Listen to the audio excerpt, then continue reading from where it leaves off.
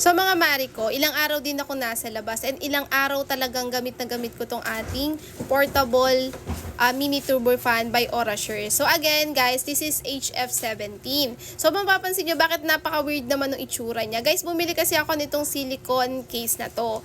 Ito kasi mga mari ko, dahil pink color yung binili ko, takaw ano talaga siya be, takaw mancha siya. Eh syempre pag nasa labas ka, 'di ba, yung alikabok, yung dumi ng kamay mo, tapos pag hinawak mo siya dito, humahawa siya. Natatanggal naman siya, guys. Paano pag hindi mo siya nalinis ng mabilisan? Magmaman siya talaga siya, guys. Yun yung honest review ko. So guys, eto siya.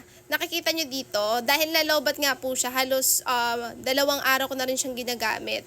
Ayan, nag-charge siya ngayon and 36% pa lang siya. So, kagandahan dito kasi mga mari ko, digital siya. So, nakikita nyo dito kung ilang percent na. Tapos, halimbawa, yung volume ng hangin, makikita mo rin dito. So, sa mga nagtatanong, ito po yung ating HF17. So, meron na siyang 4,000 mAh na. So, umaabot din siya ng 10 hours. Pero, depende pa rin yan sa paggamit mo. Katulad ko, no isang araw, hindi ko siya masyadong nagamit kasi nga puro aircon yung pinuntahan ko. So, umabot talaga siya ng mahigit isang araw din.